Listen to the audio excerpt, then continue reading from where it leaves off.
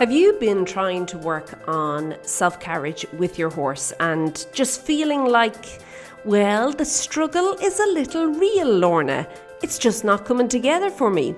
Well, today I'm going to tell you a way that is going to make it so much easier for you and your horse. And you don't even have to mount up at all. Hi there, my name is Lorna Leeson and welcome to the Daily Strides podcast, the podcast for equestrians all over the world, helping you to have better conversations with your horse. And if you have been around these parts for any length of time, you will know that one of the ways I truly believe you can improve the conversation is on the lunge. I really and truly believe this tool, this absolutely amazing tool that we have to work with our horses, is being underutilized by the majority of riders. And even the riders who are lunging could be just taking it up a notch or 5 in order to make it even better. And if you're interested in doing that, I'm going to suggest you pop over to stridesforsuccess.com/lunge. Get in there, join us. We're kicking off the live round of Lunging for Riding this month.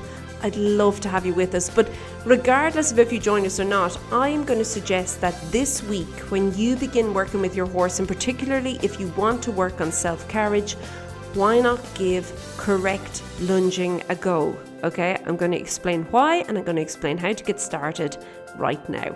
So first and foremost, why? Well, very often with self-carriage, it is actually the rider that is hindering the process. Now I know you're saying, no, Lorna, I'm doing all the work up there.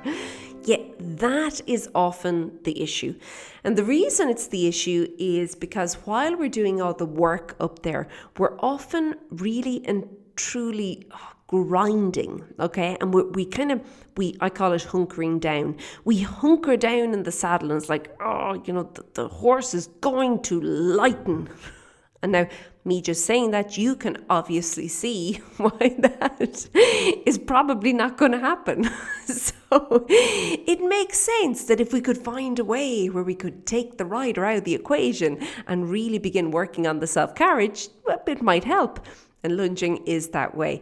And the reason it's that way is because you still have your aids. So all the aids that you have in the saddle, you have on the lunge. And yes, you don't have them in the exact same way as you have them in the saddle. Of course you don't. It's different. But you do have the same influence, and you can have the same influence over your horse. Maybe that's a better way of saying it. We can have the same influence if we're willing to be consistent and diligent with what we're doing and practicing and learning and growing ourselves as a lunger, as well as a rider. And you know what's even better? You don't have to be a great rider. In fact, it has nothing to do with riding skill. So that's also amazing regarding lunging. But let's just get back to self-carriage. When you take you out of the equation, and I'm not saying that this is particularly your issue, but I would say that even if you feel, we've got self-carriage pretty good, give it a go this week. See what happens on the lunge. Because when you take the rider out, the horse almost gets to discover how to use their body in this beautiful light way. And I really do feel that's what self-carriage is. Self-carriage is, it's almost aligning the posture, the position, the body in order for the energy to flow more clearly, or to flow more, if you want, freely through the horse. Okay, that's really what self-carriage is. So the horse can then be and do more with his natural abilities, okay? When the horse gets to experience that without the hindrance of the rider, they can then begin showing up and taking the responsibility. And you see, that's a real key element in self-carriage. Self-carriage is really the beginning. It kind of joins in with contact, and contact is an important part.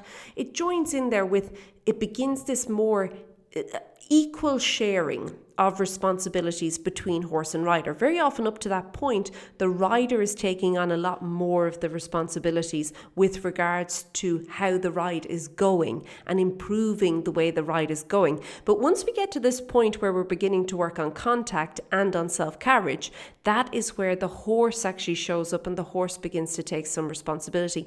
And again, often teaching the horse this and allowing the horse to figure this out without the rider on board can be a huge stepping stone for the horse, not only physically, but also mentally and emotionally, because he begins to feel more confident in himself and confident in his own abilities, okay? So I want you to think about that when you are lunging him and when you're beginning to work on the self-carriage on the lunge, you're giving him the space to figure it out. And, we all know the horse who has all the talent in the world and who's able to jump the jump, okay? But he doesn't believe he can jump the jump. Or the horse who's able to jump the jump, but he's anxious and maybe nervous, and there's a lot of anxiety there regarding jumping the jump. You see, I feel that as a trainer, and if you ride a horse, you're training your horse, and you can say, that's not true, I'm not training. Yes, you are. And, the sooner you accept that, the better. But if you're doing that the horse has to be approached from the training perspective that it's physical, mental, and emotional, just like the rider as well, okay? And I feel that the lunge helps with that as well. It helps to build him. It helps him to begin to really figure things out, to give him the space to mentally develop, obviously physically develop, and also then emotionally develop as well. Okay, so let's say I have now convinced you and you've said, okay, great, Lorna, that's fantastic. I am going to go out there now and I'm going to start working on self-carriage on the lunge. I want you to start thinking about, if you were to do that riding, where would you begin? And many riders will say, well, okay, I'm going to start working on transitions. And I think that's fantastic. But I want you to wind it back a bit further. Hold on now, before we even get to transitions, what would you have to work on before you got to transitions? It would probably be responsiveness. And the reason I say this is because if you have been lunging for any length of time and you haven't got to the point where you are working on self-carriage or anything like that, I would say there's probably a responsiveness issue going on there, okay? And I would say that has to be cleared up first before you even touch on anything else, okay? And I always believe that responsiveness, any rider who complains, my horse is not very responsive, oh really? Because I think that is really and truly a reflection of the rider. Very rare that it's not. And it's normally just a lack of consistency from the rider, okay? It's not that you're not responsive, it's just that you're not really consistent with your responses, okay? So I want you to actually really and truly begin to question this in yourself. Am I being really consistent with what I ask, with how I ask it, and with how I respond when my horse does what I ask, or at least reacts to whatever I have asked, okay? So I want you to begin working there. That's where you start. Now, if you feel that, no, Lorna, responsiveness, we've got this, like we are absolutely in tune with each other. We know this. That's great. Then I would say, yes, let's then begin working on the transitions. And just like in riding, the transitions and the lightness through the transitions is really important. You see, often we forget that we start getting caught up in the more, if you want, technical elements of it. So in this case, self-carriage. And we tend to then ignore the more basic elements. But the thing is, the basic elements have to be present in order for the more technical or developed elements to work, okay? Rhythm is a big one, okay? Rhythm and relaxation. And I want you to begin starting with yourself. So if you are working on the transitions and you're working on it from the perspective that you want to begin developing a little bit more self-carriage in your horse, I want you to start thinking about your rhythm, okay? And yes, you have a rhythm. When you do anything with your horse, there's a rhythm to it, okay? And what you may find is that different days, depending on your mood, you have a different rhythm, and lo and behold, it rubs off on the old horse, okay? But seriously, it is important. Look at the rhythm, but even more importantly, look at how you are managing the relaxation in your own body. And remember, relaxation has nothing to do with lying horizontal. Nothing. Relaxation has to do with how well you are managing the tension levels for whatever the task is you're doing at that moment, okay? That is what relaxation is. And I want you to start thinking about this in your own body, because where I often see this go a little bit wonky for riders is that they are asking questions, and maybe bigger questions. So they're putting more pressure in. They're really asking the bigger question than what they've been doing. And the horse can often respond in a way that we hadn't planned on him responding. So when we lunge, this can often look like the horse may throw a book, he may canter off, things like that. If that happens, I want you, before you do anything else, I want you to notice the tension level in your body. Did you come to that question with the correct level of tension? Okay. And then from there, beginning to work on yourself and then noticing the impact that has on the horse. Now, strangely enough, when you begin to carry yourself on the lunge, even though you're lunging the horse for self-carriage, and you're saying, Lorna, what are you talking about carrying yourself in the lunge? But actually taking responsibility, carrying the lunge line. I see so many people lunge with straight arms. No, you don't ride with straight elbows, so you don't lunge with straight elbows. Bend your elbow, carry your hand, okay? So when you begin to actually come to it from that perspective, okay, I am carrying myself, I'm carrying my hands, and that also goes for the hand that is holding the lunging whip, that you're carrying it, it's not straight.